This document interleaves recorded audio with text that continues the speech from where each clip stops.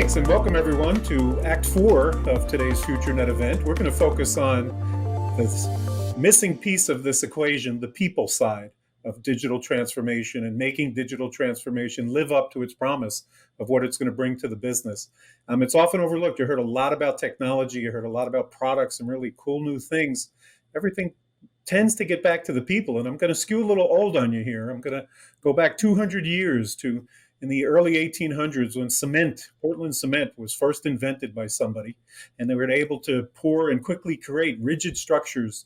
And it took about 40 or 50 years, and someone came up with the brilliant idea of solving a problem, an actual people problem with cement, which was the fact that transportation back in those days, things could only move as fast as people could walk, or horses could walk, or ox could pull carts, and so on. And they all shared the same roads, and horses needed dirt roads and soft surfaces, and the people had to walk in the mud and get very dirty and slow, and all kinds of other stuff happened getting so close to those animals. And when Portland cement came around, that enabled cities to put in sidewalks. And they let the people walk on the sidewalks, and the horse-drawn carts and the animals pulling heavy burdens go on the muddy roads, and life was good.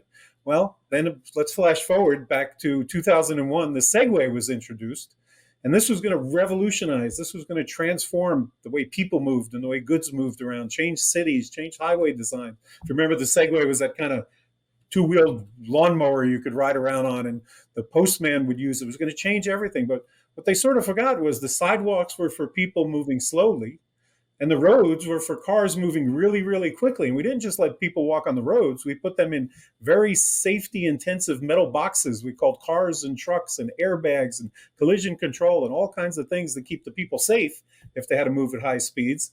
And same thing on the sidewalk. They didn't want people on these crazy lawnmowers whizzing by them at 20 miles per hour. So that technology did not live up to its promise because they didn't focus on the people side of the problem. So we always find in security, and certainly in successful IT transformation in general, that it's a mix of first people, the skilled people, to think up cool new things to do that will benefit the customer and benefit the business, and also to develop the operational processes to deliver that capability. So it's people's, then people think up the processes, then technology helps accelerate those processes and acts as force multipliers for the people. So that's what we're going to focus here on the panel. And I'm going to ask our three panelists a series of questions, and we'll get some discussions going, and we'll drill down into these people-related issues. So I'm going to start with Ihab Tarazi. He's the Senior Vice President and Chief Technology Officer at Dell Technologies. So I wanted to ask you, for Dell sells lots of both cloud-based systems and things for infrastructure, and so many enterprises have moved to these hybrid infrastructures with some things out in the cloud needing to work seamlessly with things back at the data center. What sort of people skills and tools do you think are needed to make this all a success and enable digital transformation? Thanks, John. We have a couple of skills here that are needed as the network continues to evolve. The first one of them is the standard network design and network architect, who has to understand all the network components, architecture, technology, and topology, how you configure it, design it, and how you build underlay networks. And increasingly, that person also needs to understand networking for compute and storage, because it's an end-to-end data center architecture that we're designing for. However, that's not enough, given that the world is going into software and cloud, and a second persona and a second set of capabilities are needed, which comes into programmability, software design, APIs, and how you deploy software and manage it, things like CI/CD, etc. And ideally, you want somebody to understand both, because they really need to understand the depth of the architecture of the network and the data center, but they also need to express that in software for an end-to-end system design, so that you have the software and hardware integrate and work together and come in and be able to to achieve what's needed from performance, security, reliability, end-to-end.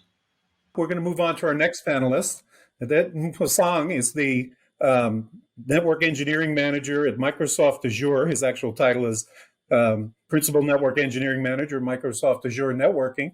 And I want to ask you a similar question, but focusing on sort of the network engineering aspects and network operations skills. What's going to be required there? What new skills and capabilities are needed to make all this work at scale? Thanks for that question, John. I would say programming know-how will always be required. However, it will not be the most desirable skill and most desirable gap to close. I would say all the skills required to maintain resiliency and availability in an area where change is constant and the system is too big to fit into human heads.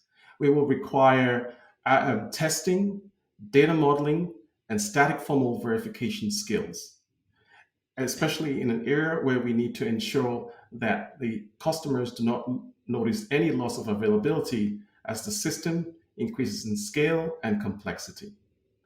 Software programming knowledge would still be important as these networks will evolve to become programmable networks with uniform APIs from the top down.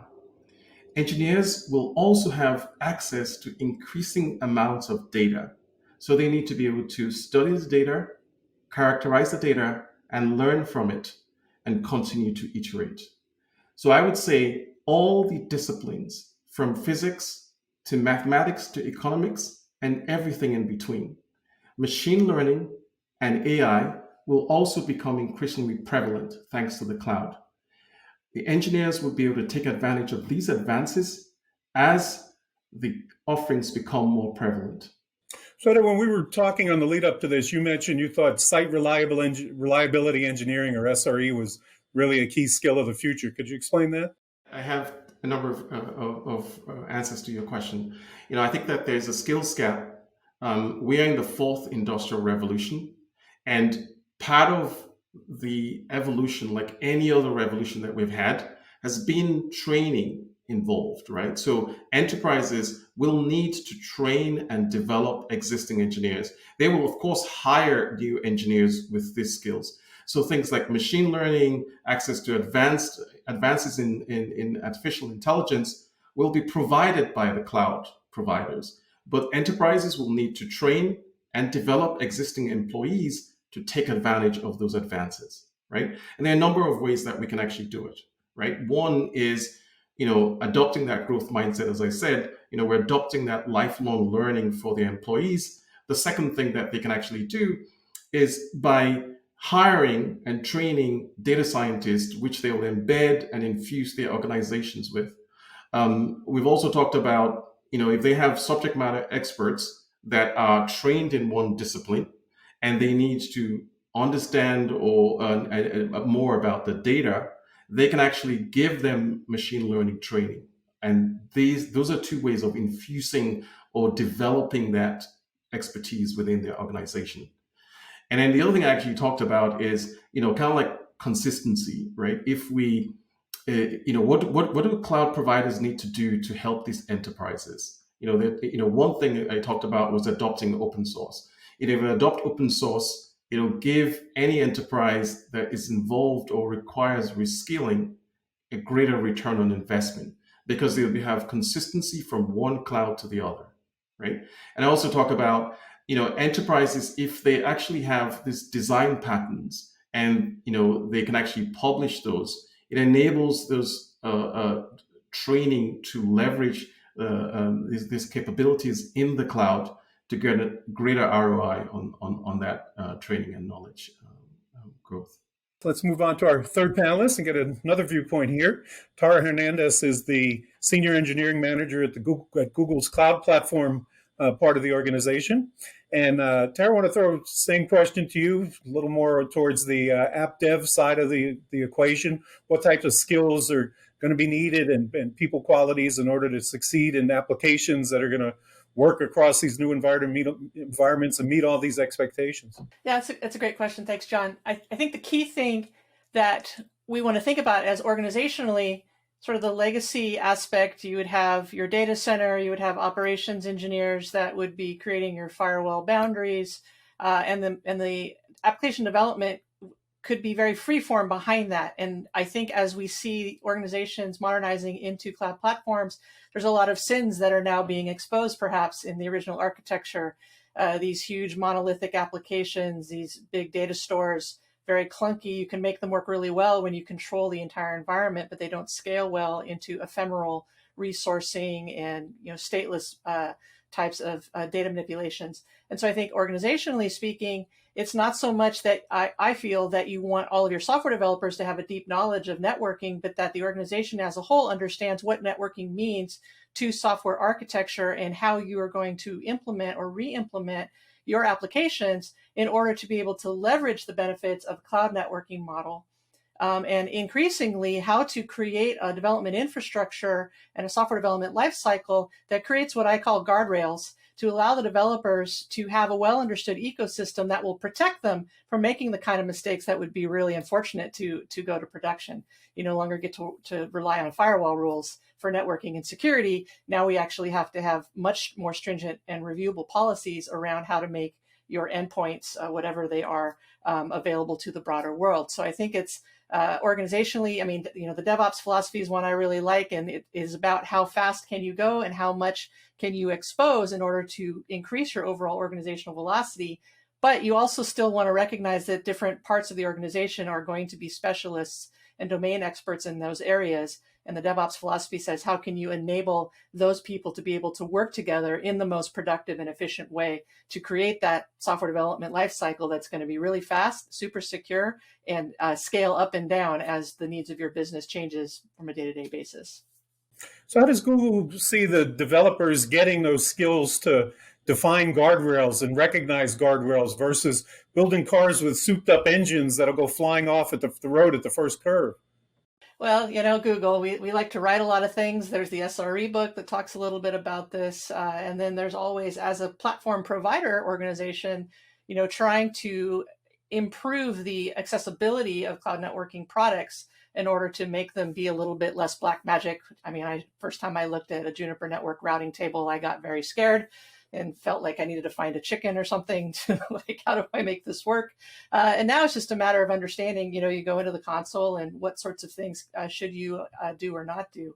But honestly, I think if I think about networking and the corresponding security policies that really are very tightly tied to it from an organizational standpoint, it's how can we continue to increase the idea of fail safes? I think Ihab was referring to machine learning. Edet may have mentioned this too. It's more about how can we anticipate that this change that you're about to make to this, for example, this API service or this web interface could actually downstream result in something somewhere bad happening in this very complex network of services.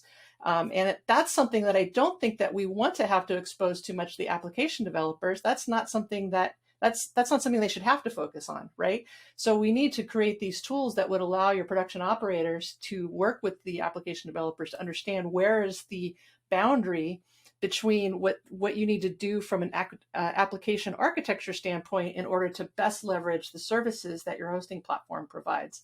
And the really interesting thing about this to me is that's always going to be an ongoing conversation because the technology itself is constantly evolving. So something that you might have done 18 months ago, which was the best choice at that point, now there's a new service out, or maybe you want to go multi-host and now you're between GCP, Azure, and AWS for whatever reason. Godspeed if you choose to do that. That's still a hard thing to do, to be multi-host. But there might be perfectly legit reasons. So part of your application development strategy should also be how easily can you modify your application clusters in order to adopt those new technologies. And so there's a lot of nuance to all these conversations. So the communications that happen within the organization between these different domain experts suddenly becomes, to me, the most critical part of this whole process. The domain expert for networking says, hey, we're going to be able to do this new thing. We're going to be able to export to the CDN and to the edges in some very interesting way. But our application can't take advantage of it. So now we have a roadmap item that we need to figure out how to address. So I think the bottom line is that there's this kind of beautiful constant chaos that modern application development in some ways is becoming. And I think over time, as these new technologies sort of smooth themselves out, we start to see what are the best practices, and then that will slow down, and then we'll have another realm of well-established legacy applications that'll sit around for a while until the next big thing happens. Satellite-based cloud, I don't know. Look, I've worked my entire career in security, and every time I hear something like Tara just described, I hear complexity and lots of moving parts and heterogeneity, which is generally the opposite of security. We like things very predictable and slow changing, but because we've seen what happens.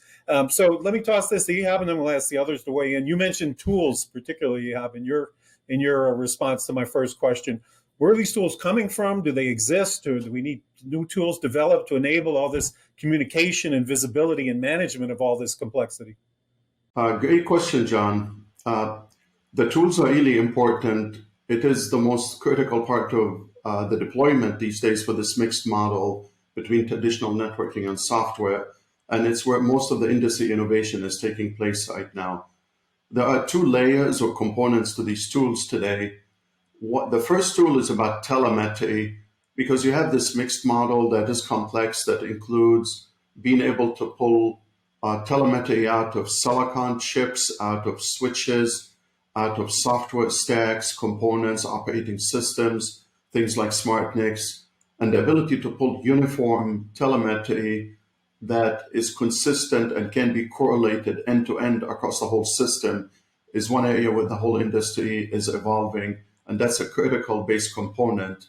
Once you have that telemetry, then the next layer of tools is about how you manage that data. It's a complex data management exercise that includes data collection, streaming, analytics. It includes data security, metadata. So you can take all this data and apply it and apply specific applications to it so you can get the outcomes with the data and act on it.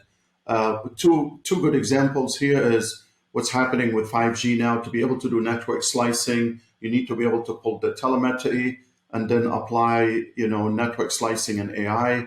And the second one at the retail stores, so automating what's happening at the store. Tara, you look like you had a comment. Yeah, I mean, to me, I think the first and foremost falls back to that concept of shift left.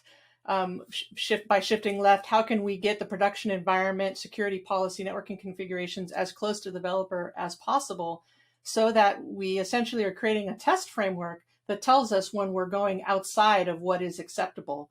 In essence, sort of the holy grail in some ways is that the developer on their cloud top or their laptop actually has something that is essentially the equivalent of a production environment, with all of those guardrails in place in an active testing type of environment, so that as their changes progress forward through the pipeline, they know that they're going to work, and that we have done our due diligence as the pipeline operators to ensure that. So that's kind of a key sort of first step. It can certainly get way more complicated to that, but I think if you start with the development process incorporating a minimal understanding of those security policies and network configuration requirements, so that the developers bump into them as soon as possible, that's only going to improve that overall learning opportunity from the get-go. You don't want to wait till it's all the way, about to get pushed live to start discovering these problems, which is, a common challenge most organizations have these days. Okay, let me toss one to Edet to get discussion started. You mentioned the dreaded machine learning, or ML term. When we started talking about that years ago in big data, we had concepts of data engineers and data scientists. And is this now something, machine learning, that regular network engineers or app dev people are going to be able to develop and create and maintain machine learning models? Or is that still, we need the data scientist wizards to be part of the skills we look for? Okay, thanks very much for the question, John. I think there are two things. We can either take subject matter experts and train them in data science and give them some of the machine learning skills, or we can bring data scientists, train them on the data, and enable them to actually perform optimizations on the data. I believe that enterprises are going to have to do two things, do both. One, they're going to have to take their existing engineers and train them. And this I would liken to any industrial revolution that we've gone through. We need to train those engineers, and we can train them in a number of ways. One, I see the transformation as requiring a lifelong learning approach. In Microsoft, we refer to that as having a growth mindset. And I also see the embedding of these subject matter experts with data scientists or machine learning experts. giving them a chance to actually embed into those teams, and that would accelerate the learning curve. I also see bringing data scientists, as I talked about before, and embedding them into these teams with subject matter experts. I also see that the cloud providers can actually help the enterprise in this reskilling journey. The cloud providers can ensure that they adopt open source, and this will enable the enterprises get a higher return on investment on their reskilling efforts, because consistency in this environment is super important, especially as enterprises try to adopt a multi-cloud strategy. I also think that these cloud providers could do more by simplifying and publishing design patterns that allows these enterprises to take advantage of machine learning and advanced analytics capabilities that exist in the cloud. And so, to summarize, I see two approaches. One, to infuse the current engineers with machine learning and data science skills, and also to add data scientists to the existing teams to enable us bootstrap those teams and accelerate the learning curve. Okay, I think we have time to go around our panelists one more time to get your final thoughts. And I do want to just throw out, if you can say in the context of what some of the critical skills you think we're going to need and where we're going to find these critical skills. Is it training our existing employees? Are they all going to become unicorns? In the old days, we called people system engineers, and then we started calling them T-shaped employees who are deep in one area, but broad enough to understand the whole of the problem and work with people. Where are they going to come from for this new mix of technologies and services we're talking about? We'll start with Ihab, and then we'll go across to Tara and Edet. Yeah, the first set of critical skills that are needed are basic infrastructure, experience, knowledge, and capabilities. And those are hard to find in the industry. Those you need to find deep into the organization based on who has that experience and understands it. So those includes, how do you design networks? How do you set up the topology? How do you design compute and storage? And all the capabilities that go with how an operating systems work, as well as programmable pipelines, things like P4, to be able to program the data pipeline are becoming critical in terms of understanding infrastructure, or how storage connectivity works, NVMe over Fabric. So this set of capabilities, which is infrastructure-based, is the first set. Those are hard to find as generic capabilities. You have to find them embedded with the people who've been doing those infrastructure for a long time. But the second set of skills are really cloud skills, and cloud skills are becoming more and more widely learned and available in the industry, including cloud skills include some basic capabilities such as container management tools, container deployments, doing CI/CD, setting up repositories, operating systems, how do you manage them, how you upgrade the software, and then how do you build the end-to-end algorithms and models on top of them. Increasingly, it's extended now into AI, acceleration, high-performance compute, and other intelligent compute model that are needed to achieve the outcomes. Okay, Tara, I keep feeling we're defining more unicorns. We need to find more unicorns here. Where's Google going to find them or create these additional unicorns? Well, to me, it does come back to organizational culture and structure. And honestly, how do you incentivize your in-house employees to learn new skills? I think creating opportunities for them either through rotations. For example, at Google, there's actually 6-month rotations that can happen between software engineering and SRE. And if I recall correctly, you get kind of a cool patch to go along with it, as well as learning all of those skills. So I think you need to have a culture within your organization that encourages and rewards people who are willing to expand their overall skill sets. And then along with that, in addition to creating those opportunities, you do have to recognize what is the threshold of critical networking knowledge that you need to have in your organization, and where you cannot fill that in from within your existing employee base. You need to understand how to recruit for it and what sorts of skills around that are going to be the most useful. Most of the cloud hosting providers have certifications if you're into that sort of thing. But it is finding the right people to fill the roles that you specifically need that you can't fill from in-house. And again, we go back to kind of that nuance because it's going to be heavily influenced by the type of business vertical that your business is in, whether it leans more towards like fintech, HIPAA-based healthcare services, are very compliance-driven, or more retail, where you're going to have super dramatic spikes and collapses of resource usage. These are all going to inform the type of network configuration skill sets that you're going to need in order to maximize your business opportunity. So I guess, yeah, so it's a mix of, it's ultimately the executive team needs to really understand what problems they need to solve, and then they need to provide multiple venues for either employees to step up or how the hiring process needs to adapt in order to get those skills on site.